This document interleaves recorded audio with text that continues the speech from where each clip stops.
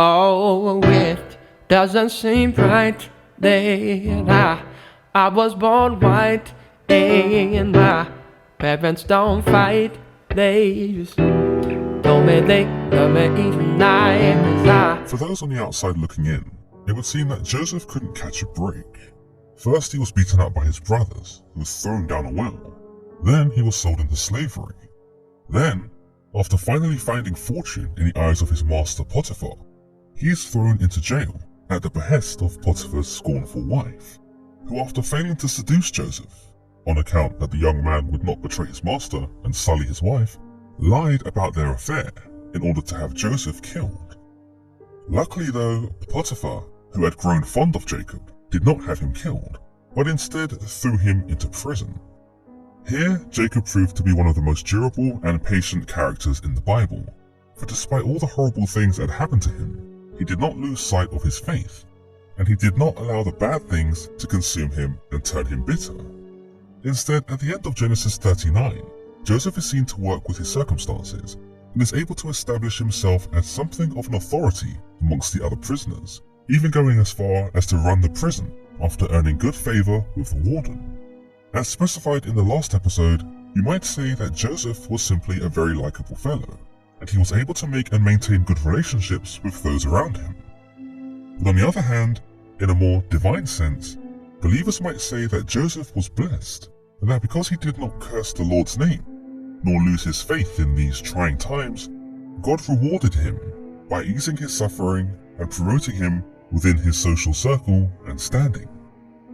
Now, sometime after being imprisoned, chapter 40 of Genesis tells us that the royal cupbearer and the royal baker of the king of Egypt offended their master. We are not told exactly what it was that they did here to offend the pharaoh, but there are those that believe that both men were under suspicion of plotting the king's murder via poisoning, and so were tossed into jail. When they arrived, the captain of the guard, likely Potiphar, assigned them both to Joseph, and he attended them. What's interesting here is that Potiphar, despite having thrown Joseph into prison, still gives him preferential treatment by assigning them both to Joseph. It shows us that perhaps, as suggested in the last episode, that Potiphar did not really believe the lies his wife had told him of Joseph, or that he was at least torn between his marital ties and acknowledging Joseph's innocence. Furthermore, we also see Joseph's humbleness. Potiphar assigned the cupbearer and the baker to Joseph, but we know from the text that Joseph actually ends up attending them. It shows us that even though Joseph had been given preferential treatment, and even though he had gained authority in the prison, he did not abuse his power and chose to serve others instead. After the cupbearer and the baker had been in custody for some time, each of them had a dream the very same night, and each dream had a meaning of its own. When Joseph came to see them the next morning, he found that they were both looking sad. So he asked the Pharaoh's officials, "Why are you so dejected today?" It's interesting that despite everything that has happened to him, Joseph still looks out for others, even though he doesn't know them that well. It would be easy for Joseph to have become so self-centered after his hardships that he may not have even recognized the hurt in others. Yet here we see that even in prison, he puts the thoughts and feelings of others before himself.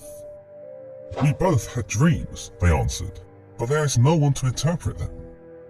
Then Joseph said to them, "Do not interpretations belong to God? Tell me your dreams." It would seem that based on this, Joseph was aware that his God spoke to people in their dreams.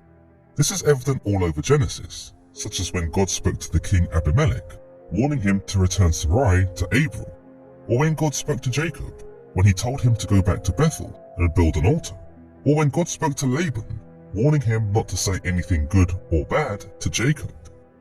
With this knowledge, Joseph knew that the dreams the two men had may have contained words from God, and so out of his own generosity, he offered to interpret them. After all, Joseph knew God was with him, and so this wasn't a bold or even arrogant approach on behalf of Joseph, but instead a genuine effort to do some good amongst those who he believed were suffering. The Bible tells us, "So the chief cupbearer told Joseph his dream. He said to him, 'In my dream, I saw a vine in front of me, and on the vine were 3 branches. As soon as it budded, it blossomed, and its clusters ripened into grapes. Pharaoh's cup was in my hand, and I took the grapes, squeezed them into Pharaoh's cup, and put the cup in his hand. In previous dreams that have transpired in the Bible, God's words have been more direct, commanding people to return what did not belong to them, or warning them of committing a certain action or making a certain decision. Here though, God resorts to using imagery and figures in the cupbearer's dream, but the imagery is not entirely random, but rather something the cupbearer can understand. He shows the cupbearer vines, grapes, the Pharaoh's cup, as well as himself serving the Pharaoh again as he fills his cup. When Joseph hears this, he interprets the dream and tells the cupbearer, "The 3 branches are 3 days. Within 3 days, Pharaoh will lift up your head and restore you to your position, and he will put Pharaoh's cup in his hand, just as he used to do when you were his cupbearer." Now, considering that the cupbearer's dream is fairly simple, one might say that Joseph declaring that he will be restored to his former position is quite obvious. However, what wasn't obvious was Joseph's prediction that the cupbearer would be restored in 3 days. This shows us that Joseph wasn't just making this up, and he was willing to give everyone proof that the cupbearer's restoration wasn't a coincidence, by declaring a time limit of 3 days. It should also be noted that Joseph wasn't guessing or inferring. These were his God's words, and it was his God who had given him these things to say. Joseph concluded, "But when all goes well with you, remember me and show me kindness. Mention me to Pharaoh and get me out of this prison. I was forcibly carried off from the land of the Hebrews, and even here I have done nothing wrong to deserve being put in a dungeon." This is the first time in Joseph's story that we have seen him try to get out of his circumstances. He isn't angry, he isn't entitled, and by no means does he appear to lose faith in God, but he does still want his freedom. By asking the cupbearer to do him this kindness, Joseph may have been trusting God to help the cupbearer facilitate his own release. Indeed, Joseph knew that he was blessed by God, and so he must have known God had a purpose for him outside of the prison walls, and so was eager to find out what that was. Now, when the baker saw that Joseph had given a favorable interpretation to the cupbearer, he told Joseph of his dream, saying, "I too had a dream. On my head were 3 baskets of bread. In the top basket were all kinds of baked goods for Pharaoh, but the birds were eating them out of the basket on my head."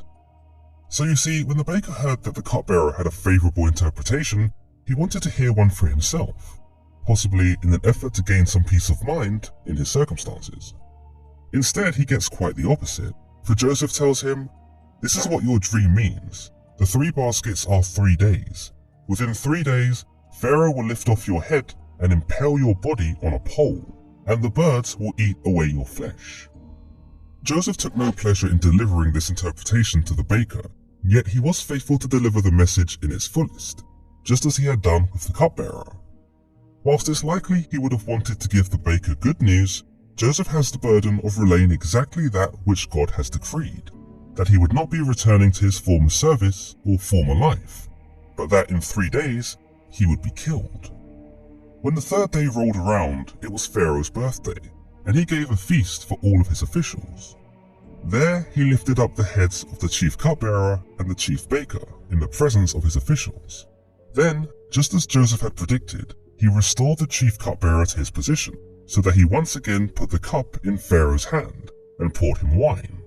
But the chief baker was not restored to his position, and instead, as Joseph had predicted, he was impaled. Chapter 40 of Genesis ends with a sense of melancholy, because the Bible tells us that despite Joseph being accurate in his prediction, and despite the cupbearer gaining his freedom, he did not remember his promise to Joseph. In fact, he forgot all about him. Here, Joseph was wronged once more, for though he thought the cupbearer may have showed him kindness, which may have led to his own freedom, it was not meant to be.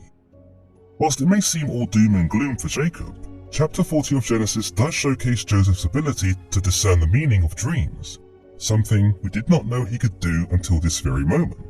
We also see the deepening of Joseph's character, and how he is shaped to be a perfect example of the ideal believer, one who rolls with their predicaments with poise and grace, not bitterness and rage, one who trusts in the process instead of forcing things his way, and most importantly, one who remains true to his God, even when things don't go as planned.